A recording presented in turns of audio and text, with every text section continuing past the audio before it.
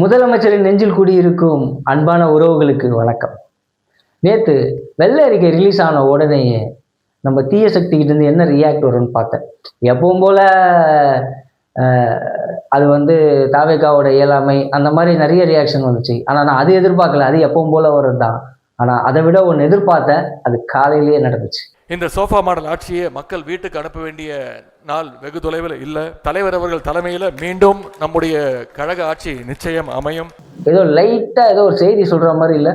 என்னடா அண்ணன் சொல்லியிருக்காருன்னு பார்த்துக்கிட்டு இருக்கிறதுக்குள்ள இன்னொரு நியூஸ். கட்சியில் மாவட்ட செயலாளர் பொறுப்பு கேட்டு தாவேகா எம்எல்ஏக்கள் 10 பேர் போர்க்கொடி என தகவலானது வெளியாகி இருக்கிறது.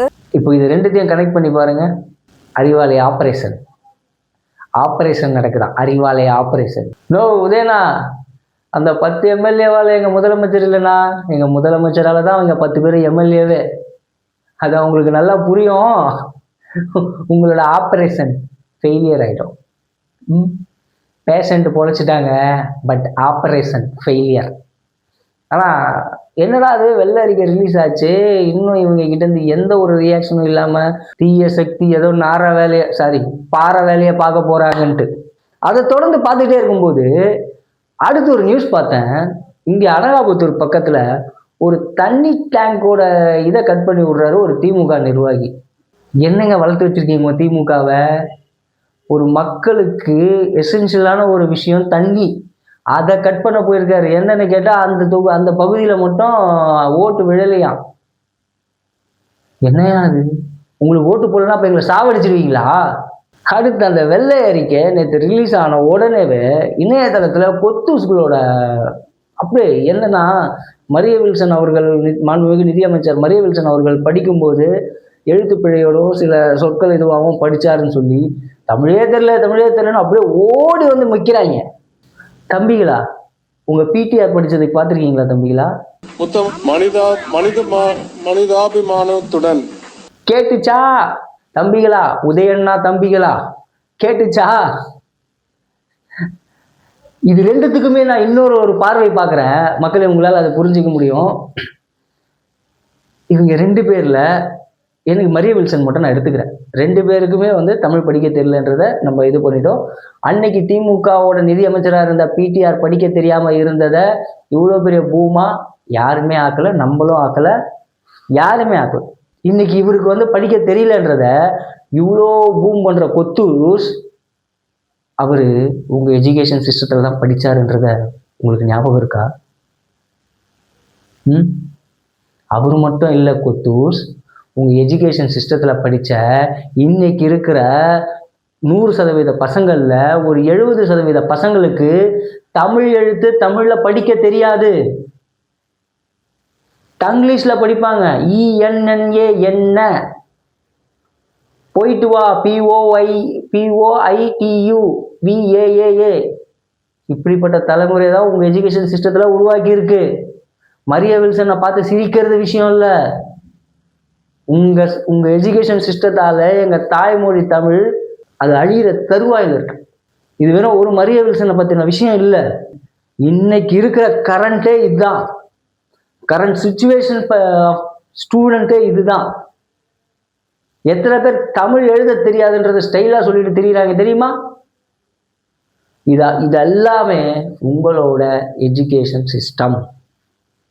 30 மார்க் எடுத்தா 35 மார்க் போட்டு பாஸ் பண்ணி இந்த சொசைட்டிக்குள்ள அனுப்புறீங்களே, அந்த எஜுகேஷன் சிஸ்டம்.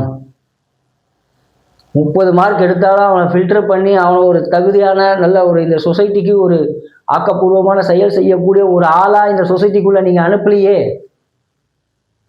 தமிழ்ல 30 மார்க் எடுத்தா 5 மார்க் எக்ஸ்ட்ரா போட்டு பாஸ் பண்ணிடுறது. கிராமர்ல ஆல்ரெடி வந்துடும். இந்த மாதிரி ஒரு சொசைட்டி தானே இருக்கு. இந்த மாதிரி எஜுகேஷன் சிஸ்டம் தானே வச்சிருக்கீங்க. எத்தனை பேருக்கு சின்னனாவும் பெரியனா எங்க போடணும்னு தெரியும்?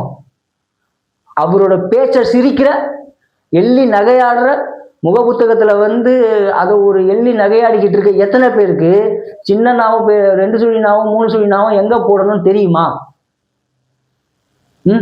எந்த சொற்களுக்கு முன்னாடி இக்கு இச்சுட்டு எல்லாம் போடணும்னு தெரியுமா? தெரியாது. ஏன்னா உங்க எஜுகேஷன் சிஸ்டத்துல படிச்ச பாதி பேருக்கு இதுதான் நிலைமை.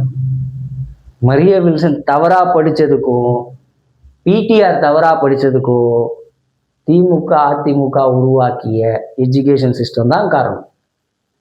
இது எள்ளி நகையாடக்கூடாது. நம்ம உருவாக்குன ஒரு ஸ்டூடெண்ட்டு கேவலமாக படிக்கிறாரு, தப்பாக படிக்கிறாருன்னு வருத்தப்படணும். மிஸ்டர் கொத்தூஸ், உதயண்ணா தம்பிகளா, உதயண்ணாக்கே ஃபஸ்ட்டு அது ஒழுங்காக படிக்க தெரியாது, அது வேறு விஷயம்.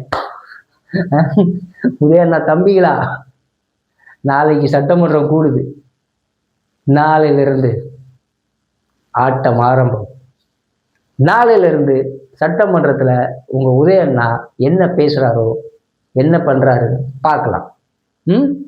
இந்த 10 எம்எல்ஏ உருவுறது, 15 எம்எல்ஏ உருவுறதெல்லாம் அந்த திட்டமே வேஸ்ட்டு. அதனால தான் ஸ்டாலின் ஐயா சொரம் குறைஞ்சிட்டாரோன்னு எனக்கு ஒரு டவுட் இருக்குது. ஏன்னா இந்த மாதிரி பிளான் எல்லாம் வந்து ஸ்டாலின் ஐயா போட மாட்டார், உங்கள் உதயண்ணா போடுறதுக்கு வாய்ப்பு இருக்குது. ஏன்னா எனக்கே தெரியுது அந்த 10 எம்எல்ஏ நீங்கள் தூக்குனாலும் ஒன்றும் நடக்காதுன்னு. ஏன் உங்களுக்கு தெரியல? பார்ப்போம். அந்த 10 எம்எல்ஏ நீங்கள் தூக்குறீங்களா? நீங்கள் தூக்குனதால இந்த ஆட்சிக்கு என்ன பிரச்சனை வருது? அப்படியே நீங்கள் 10 எம்எல்ஏ தூக்குனாலும் அதே தொகுதியில் இன்னொரு 10 பேரை நிற்க வச்சு அந்த 10 பேரை எம்எல்ஏவா ஆக்குவார் எங்கள் மாண்புமிகு முதலமைச்சர் விஜய் அவர்கள். நோ, தளபதி அண்ணன் தம்பினா. நன்றி. அரசியல் நம்ம தலையிடணும், இல்ல அரசியல் நம்ம வாழ்க்கையில தலையிடும். போராடுவதே கடமை.